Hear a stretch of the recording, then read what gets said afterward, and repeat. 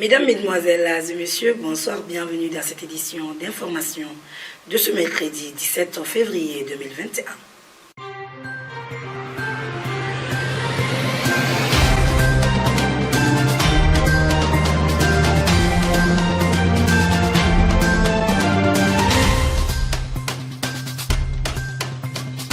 Bonsoir mesdames, mesdemoiselles et messieurs et bienvenue.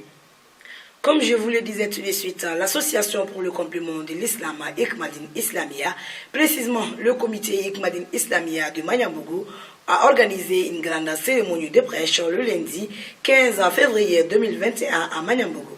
La cérémonie de prêche a été animée par l'imam des prêcheurs, son excellence Seydina Cheikh Oumar Seydou Coulibaly El Farouk, en présence de plusieurs membres de l'association Hikmaddin Islamia ainsi que des sympathisants. Suivons le reportage de Dumas Nayogo et d'Aboubacar Dagnon. Le comité Hikmaddin Islamia de Mayambougou, en collaboration avec le bureau des présidents des comités, a organisé une grande cérémonie de prêche le lundi 15 février 2021 à Mayambougou.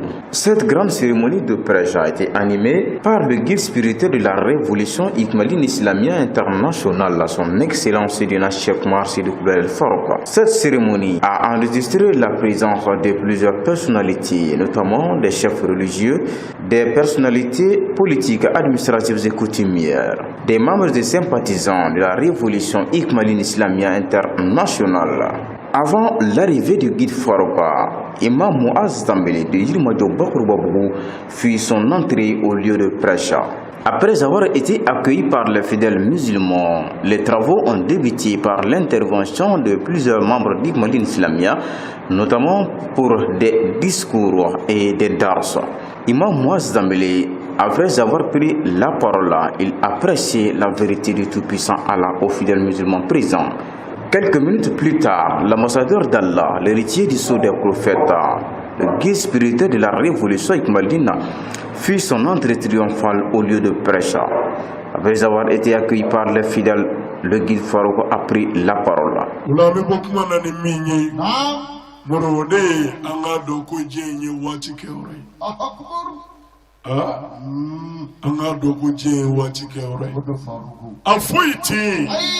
Mimi tosina dodola dugukolo imina ke bafa ku fenze linte mata sabe fem ala murono torangono amidando jena anda se ko beke anta ni duwa beke wati ba ko yanko bela ado wallahi anda madi ni kumbe nyene mayala ala ko indode no jele yeri bolo ikanyana mayanyana me no jele me yibolo hanni kele jemara to dole bi nimisa ko mu nay wulola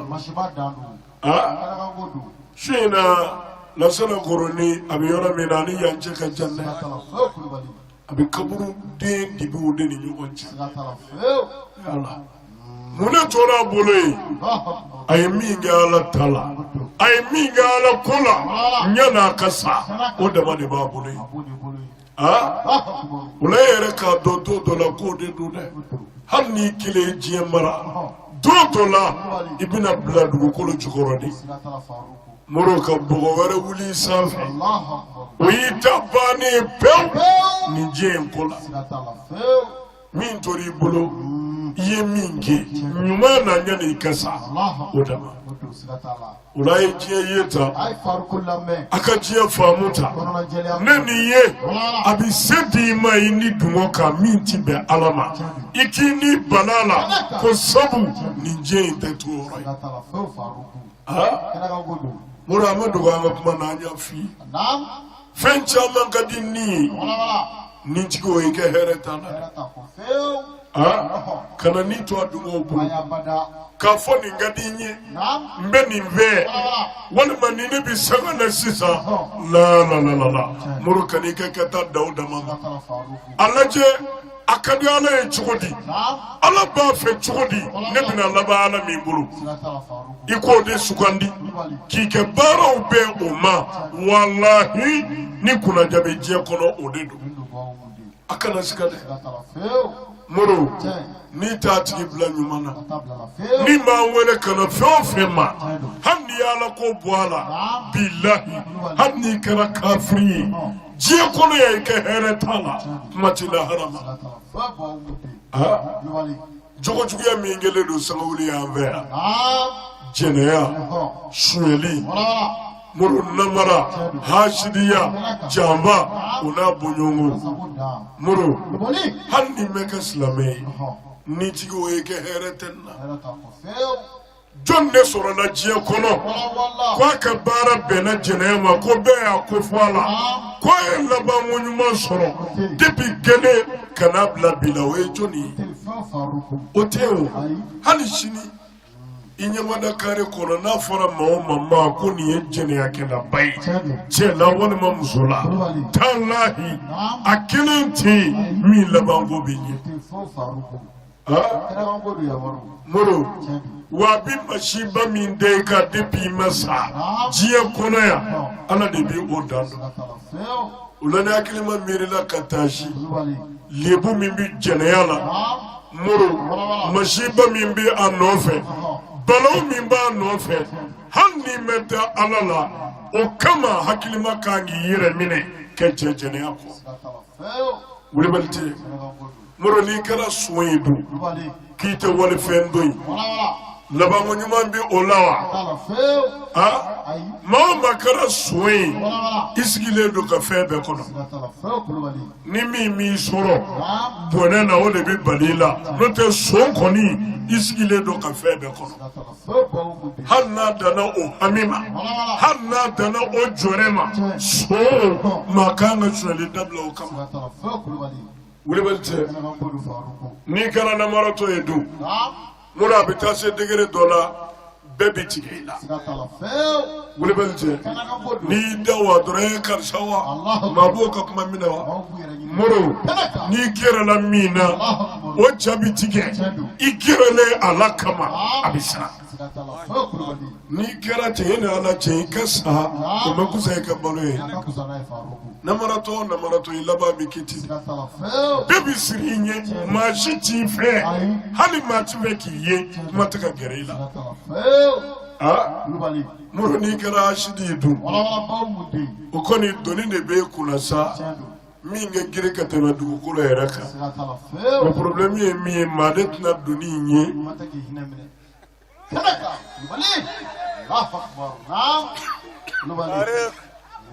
niya membi labi ya soro nyeba ali kunadi ni belte boyenu ngale do ala fedi benita eni min kaka ayo deba nese tola alle negemine ala de yati ay min nerema neno de kaka ala de yati hanne negemine isetala ala de yati ne ko ala ka kele ko mebeima amuru yibara soroda hal ni kara kafiri yere ba ye tiena hasidi koni o yere sakana dadi Wulibelite o de bi pousser ki bla de bali jugula dongo do karsa genge karsa fie karsa dota karsa bota molo ne ko dongo do karsa ka dota karsa ka bota ala min te jito nona na obe yere gwanzan bla de bali jugu kebaga mashiba tani bi de bali jugula ni ko ala karsa tachi ame fengila so hashidiya iye kile mimbu ale mo bita nofe konondo bisiki yerema ini bono billahi ay konona benyiniga moro hali mori mini bado ko dabali jugu kelado ko karsa koni ni ya kala dura bi kutige abi kulotige abi dota abi bota o foro moro morima inye dele ka kolaje billahi ala tiso maka boko mimbito. Cette grande cérémonie de prêche fut clôturée par de grandes bénédictions et l'adhésion de plusieurs fidèles de la grande famille de l'islam. Nous souhaitons une très longue vie au guide Farouk. Amin. Les travaux de la 7e session de la conférence des chefs d'État du G5 Sahel se sont achevés le lundi 15 février 2021 à Djamena, au Tchad. Dans le communiqué final, les dirigeants de l'organisation sous-régionale décident de concrétiser 2 projets majeurs, dont la création d'une compagnie aérienne du G5 Sahel. À noter aussi que le président du Tchad assure désormais la présidence tournant de l'organisation sous-régionale. Pour plus de détails, écoutons Aboubakar Dagnou. Les travaux de la 7e conférence des chefs d'État du G5 Sahel se sont poursuivis hier mardi 16 février 2021 sous la présidence du maréchal Idriss Déby Itno, président de la République du Tchad. Le sommet de Djamena, faut-il le rappeler, est la suite de la rencontre de Pau tenue le 13 janvier 2020, dont la feuille de route redéfinit les missions des acteurs avec, à la clé, le renforcement du dispositif sécuritaire et la mise en œuvre d'un plan de développement local bâti sur l'efficacité d'un partenariat consolidé en réponse aux attentes du pays du G5 Sahel. Ainsi, les chefs d'État se sont penchés en huis clos sur de nouvelles perspectives en matière de développement local et régional et sur le plan sécuritaire, une nouvelle approche des actions concrètes, concertées à mener dans le cadre de la lutte contre le terrorisme transfrontalier et l'extrémisme violent. La force conjointe reste le noyau central de notre dispositif sécuritaire. C'est pourquoi j'invite tous les États membres à nous atteler à une autonomisation complète de la force conjointe en la dotant des moyens financiers et logistiques propres. C'est à cette condition qu'elle pourra développer toutes ses capacités opérationnelles réelles sur le terrain. La paix au Mali doit constituer un point majeur de notre préoccupation sécuritaire et du développement du G5 Sahel. C'est pourquoi nous soutenons les efforts de dialogue politique entre le gouvernement de transition et les différentes parties pour la mise en œuvre de l'accord d'Alger pour la paix et la réconciliation du Mali. Nous suivons avec une grande attention les conclusions des réunions du comité de suivi de l'accord et exhortons tous les acteurs maliens à travailler pour une paix durable dans ce pays frère. Le huis clos qui a réuni les chefs d'État et poursuit mardi 16 février 2021 a statué sur les acquis à consolider au plan sécuritaire. Ensuite, le renforcement des capacités en termes d'équipement de renseignement.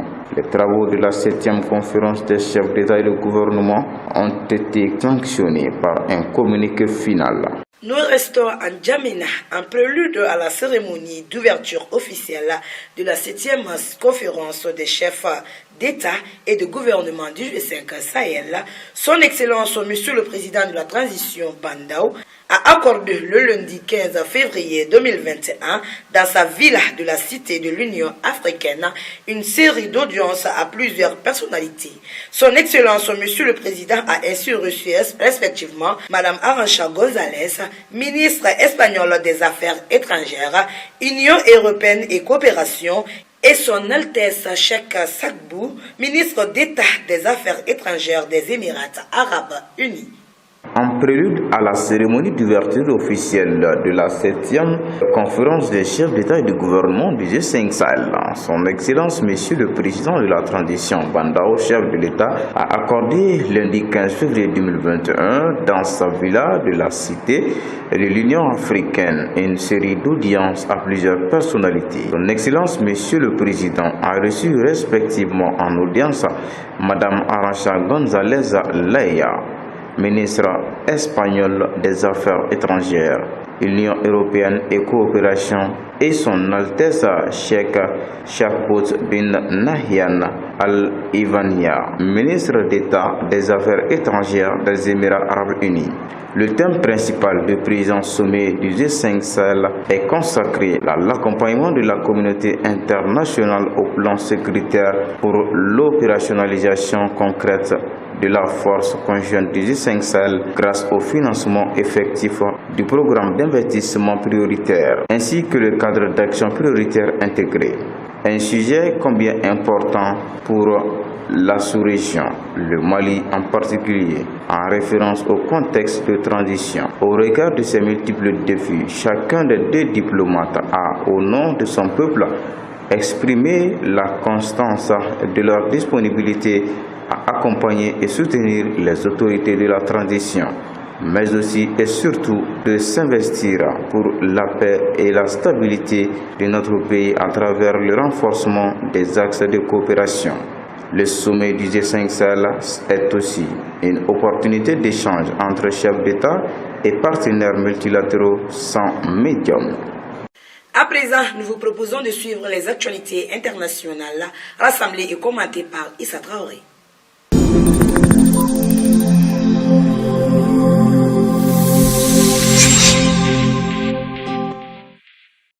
La Nigériane Ngozi Ogonjo-Iweala a été nommée lundi 15 février première femme et première africaine à la tête de l'Organisation mondiale du commerce OMC dans l'espoir de mettre fin à des années de blocage de l'institution.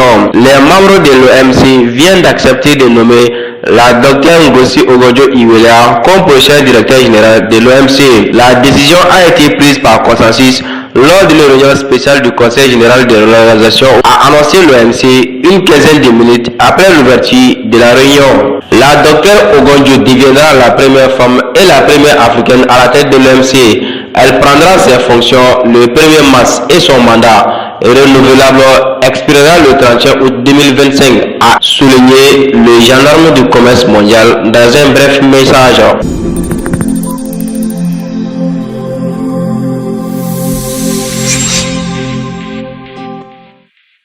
Nouvelle victoire pour Félix Tshisekedi. Le président de la République démocratique du Congo a nommé lundi 15 février le directeur de la compagnie minière publique Jean-Michel Sama Lukonde Kyenge comme premier ministre en remplacement d'un allié de l'ancien président Joseph Kabila, Sylvestre Ilukamba, un choix pour conforter sa majorité d'union sacrée après avoir mis fin à la coalition qu'il formait au sommet de l'État avec son prédécesseur Joseph Kabila, selon une ordonnance lue à la télévision publique. Âgé de 43 ans, Sama Lukonde Kyenge était jusqu'à présent directeur général de la société publique minière Jikamino, fleuron industriel du pays, où il a été nommé par Félix Tshisekedi en juin 2019. Originaire de la région minière du Katanga, ancien ministre des Sports de Joseph Kabila, Jean-Michel Sama Lukonde est un militant de Avenir du Congo, ACO, un petit parti politique qui a migré du camp de l'ancien gouverneur de l'ex-Katanga et richissime homme d'affaires Moïse Katumbi vers celui de Tshisekedi depuis 2018.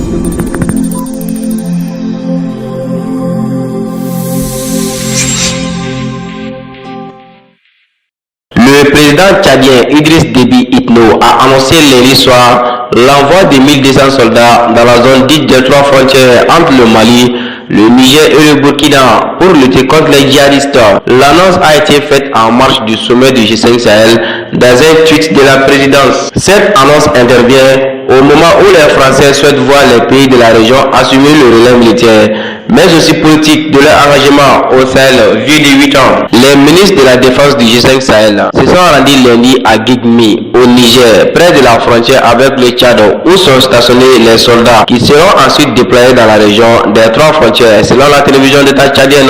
L'envoi des soldats tchadiens avait été initialement annoncé il y a un an lors du précédent sommet de Pau, mais l'opération avait été retardée par la menace djihadiste grandissante sur le bord du lac Tchad et par un désaccord entre Djamena et ses partenaires sur les modalités, notamment financières, de ce déploiement.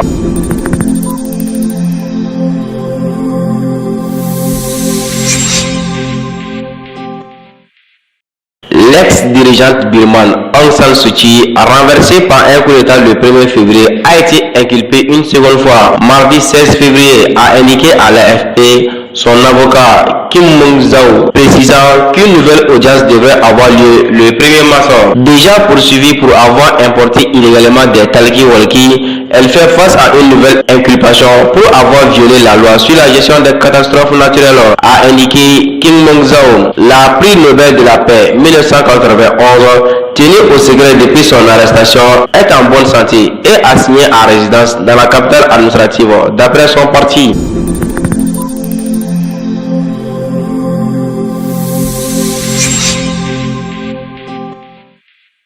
Poursuite judiciaire aux commissions d'enquête. Acquitté par le Sénat dans un procès en destitution, Donald Trump pourrait quand même avoir à rendre des comptes sur les événements du 6 janvier au Capitole. Devant le Sénat, les procureurs démocrates ont cherché à démontrer que le 45e président des États-Unis avait incité à la violence avec des mois de mensonges, néant sa défaite à la présidentielle du 3 novembre contre Joe Biden, puis son discours devant des milliers de partisans à Washington le jour de l'assaut du Capitole. Battez-vous comme des diables, leur avait-il lancé, tandis que les parlementaires certifiaient la victoire de son rival démocrate. Donald Trump nie toute responsabilité dans ces événements et ses avocats ont souligné qu'il avait à une reprise pendant ses discours appelé à manifester pacifiquement.